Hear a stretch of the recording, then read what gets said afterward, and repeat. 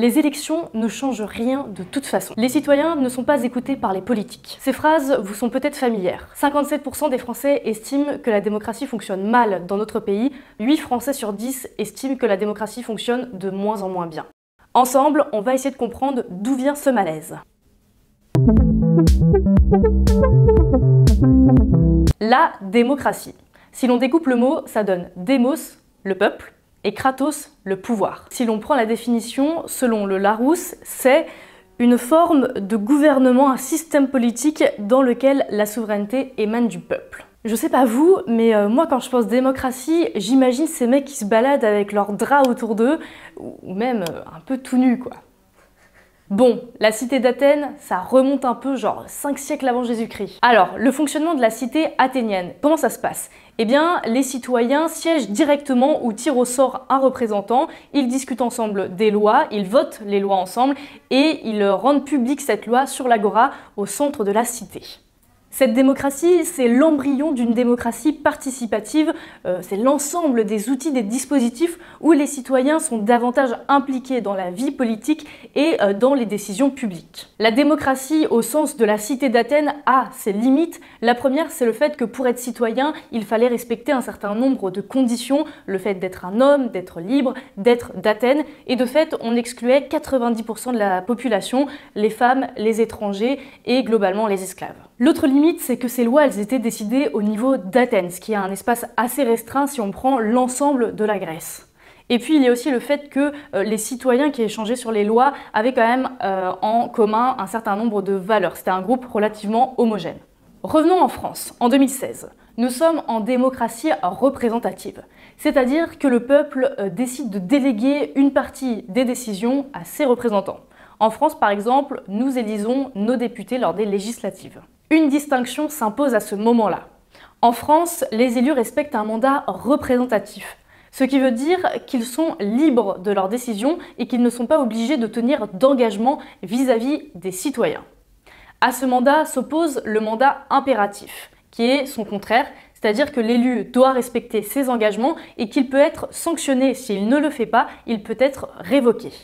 En France, la Constitution indique que tout mandat impératif est nul, ce qui veut dire que ce type de mandat est anticonstitutionnel. On peut rattacher cette distinction à 2 philosophes. Le premier, Emmanuel Joseph Sieyès, c'est lui. Il estimait que la souveraineté appartenait à la nation et qu'il fallait donc opter pour un mandat représentatif. Et puis il y avait Jean-Jacques Rousseau, c'est lui, qui estimait au contraire qu'il fallait que la souveraineté appartienne au peuple et lui était plutôt en faveur d'un mandat impératif. L'argument en faveur du mandat représentatif, c'est de dire que l'élu, quand il se retrouve dans une situation où il doit échanger, discuter sur les lois, il doit aussi être dans une posture de consensus, de compromis, et qu'il ne peut pas forcément respecter les engagements qu'il a pris quelques mois ou quelques années en arrière au moment de son élection. Les arguments plutôt contre le mandat représentatif, c'est de dire que c'est paradoxal pour un élu de proposer un programme qu'il ne peut pas forcément tenir après et que les citoyens peuvent voir ça comme une sorte de trahison. C'est pour ça que les citoyens qui sont en faveur du mandat impératif estiment que l'élu sera plutôt un relais de l'opinion du peuple. Nous sommes donc en démocratie représentative, sauf que nos élus ne nous ressemblent pas forcément, c'est-à-dire qu'ils n'ont pas forcément le profil des Français. Quelques chiffres pour vous le prouver. Les parlementaires, c'est-à-dire les députés et les sénateurs, sont 32% à avoir entre 60 et 70 ans. Dans la population française, cette catégorie d'âge représente 11% des personnes. Autre exemple, à l'Assemblée nationale, les femmes représentent un quart de l'hémicycle, 26%, alors que dans la société française, elles sont 51%. Idem pour l'origine sociale. Seulement 3% des députés sont ouvriers ou employés, alors que cette catégorie socio-professionnelle représente 50% de la population française. Ce manque de représentativité, il explique en partie le fait que les citoyens se sentent éloignés des élus qui ne leur ressemblent pas, auxquels ils n'arrivent pas à s'identifier. Et en même temps, on peut aussi se demander, est-ce que c'est vraiment important que les élus nous ressemblent ? Cette question, elle est légitime parce qu'on peut aussi se dire que les élus doivent avoir certaines facultés, certaines qualités, par exemple le fait de devoir prendre des décisions que peut-être n'auraient pas d'autres citoyens qui ne nous ressemblent pas. On peut aussi se poser la question de la représentativité si on prend le nombre de personnes qui s'expriment réellement.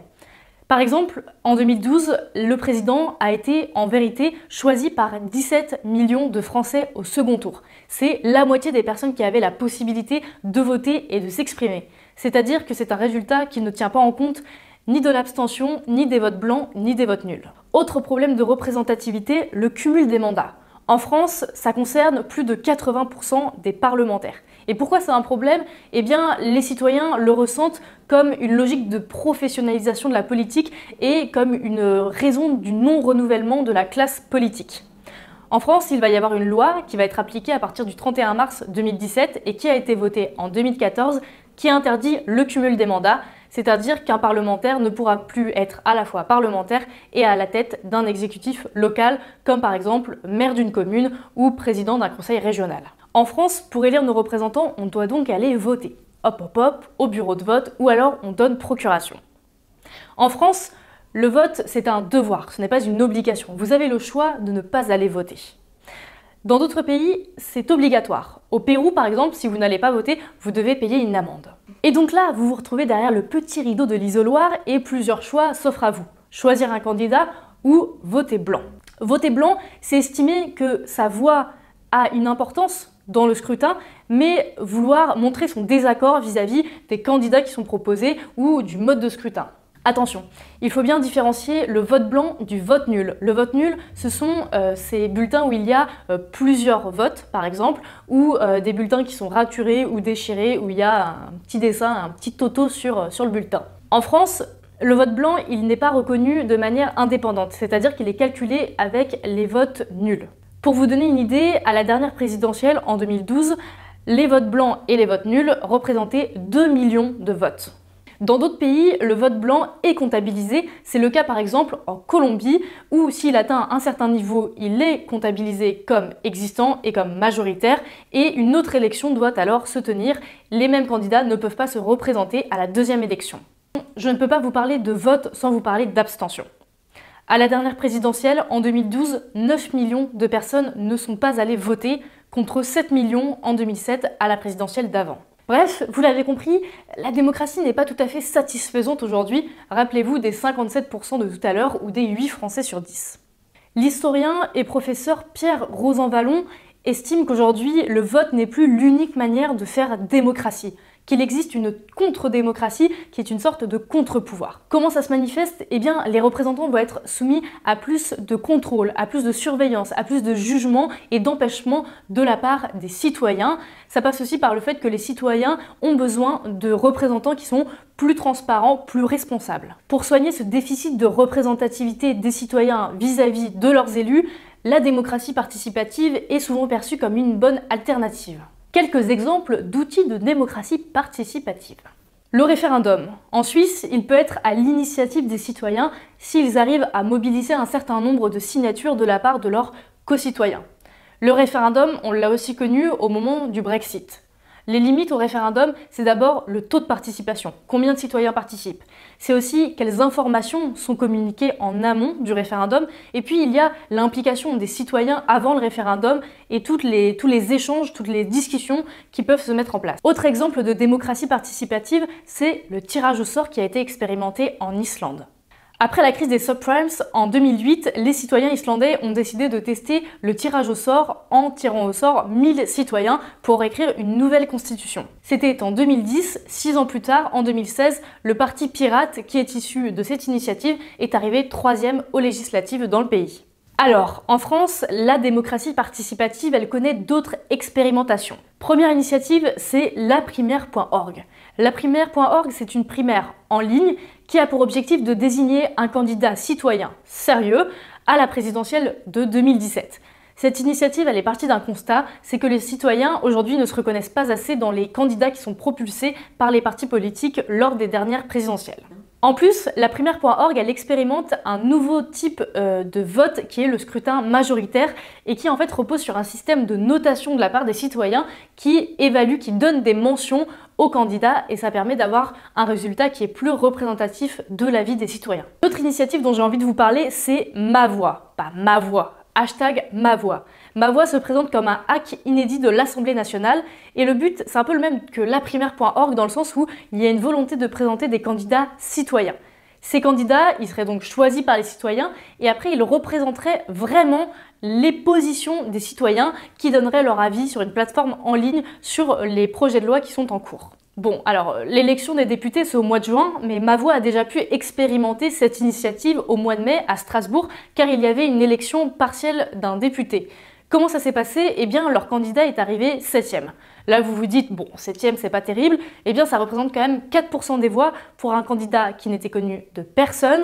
Et surtout, ils sont arrivés devant des formations politiques plus connues comme le Parti communiste. Ces initiatives, elles s'inscrivent dans ce qu'on appelle la civic tech. Comment on décrit la civic tech? Eh bien, c'est un ensemble d'initiatives associatives ou privées qui concourent à renforcer l'engagement citoyen, la participation démocratique et la transparence des gouvernements. On peut raccrocher toutes ces initiatives à un philosophe, Habermas, au XXe siècle, qui estimait que l'important dans une démocratie, c'est de faire échanger les gens, de les faire délibérer dans l'espace public, pour créer une vraie dynamique de la démocratie. On peut vraiment le raccrocher au fait que les nouvelles technologies aujourd'hui, elles facilitent les échanges, les discussions entre citoyens. La démocratie participative, comme les autres formes de démocratie, a aussi ses limites.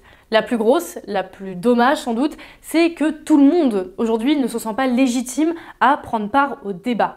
Il y a une question de légitimité, il y a une question d'information aussi, et puis on peut aussi se demander, est-ce que les gens ont envie de prendre part au débat? Est-ce qu'ils estiment qu'ils ont le temps au quotidien de prendre part au débat? Est-ce qu'ils ne sont pas occupés par leur travail, leur loisir, leur famille? C'est une question qui se pose. Bref, comme vous le voyez, la démocratie n'a rien de fixe, elle se réinvente au quotidien.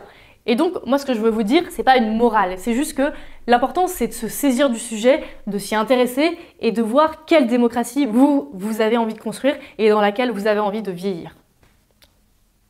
C'est un peu comme de la pâte à modeler. On la saisit, on la change, on change de forme, on en prend une autre et au final, on teste des choses. C'est pas toujours joli, mais en tout cas, on s'amuse et on se sent impliqué et à la fin, on a construit un château. Bref, j'espère qu'avec cette vidéo, vous aurez compris certaines choses et que ça vous donnera envie d'aller plus loin, d'aller voir d'autres choses et de vous intéresser à ce sujet qui vous concerne directement.